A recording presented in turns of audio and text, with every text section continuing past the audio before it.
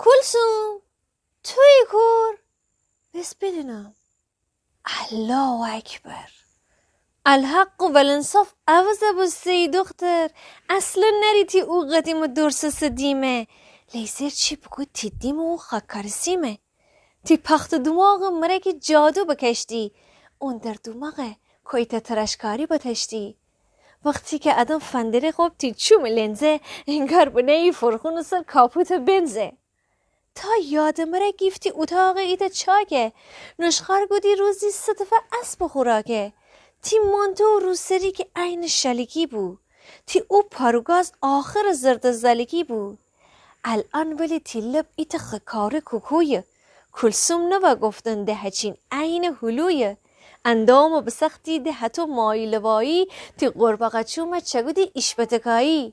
نه واقعا بیلدن تغییر بگودی کر. کلن اتاق یک سر تعمیر بگودی کر. تی پیر که دنم هزر پولو پله نشتی. کر نخوشی که سرمایه داره فکلشتی. کلسوم چیشه؟ فن خوب من آزیتایم. معروف به آزی لکچری ناز و بلایم. هر کار بکنم حتی اگه مسخره بازی ترکه ایور همه دنیای مجازی. میوستی نگه تنگه هرمز مثل رینگه. اندام بیدیم باربیه میکار مدلینگه. می خوشگلی ره پیر و جوان قش کنیدی قش.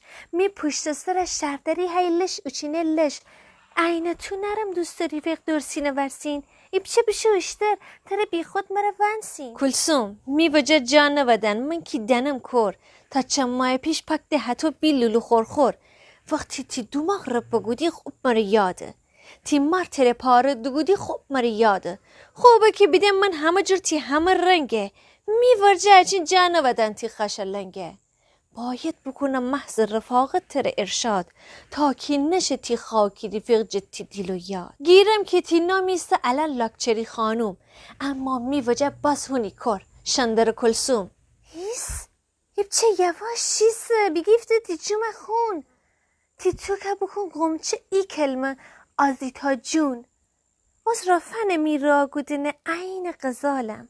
چون آهوی وحشی منستن چی نچرالم. لب قمچه دماغ قلمی گونه کلدار.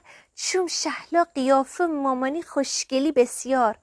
اما فنتی او بچه مثل لب تو که اصلا بیدی تی چوم بر چین و چرو که حتی امی همساده پسر خول دیوانه هر روز خدا خوزیر ابروی اوسانه. تی ریشه بتش ایب چه تی سرمه چه فرس کر بی خود که نیه هیشگی نگرده تی چهار دور. تی کفش گالوش چیسه اون ایب چه بزن واکس. تی پیشنی سرعت گیرنم چی فد بوتاکس.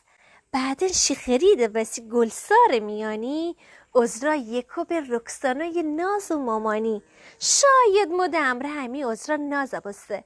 تی کل بختم میمنستم بازه بسته. القصه کدی لاکچری خانوم اره اصرار. جه او طرفم ازرا گودی تقدیر انکار. انگار که دوتا دست خورم بید خوش دلشاد. معلوم نبو کی کویته گودی اویته ارشاد.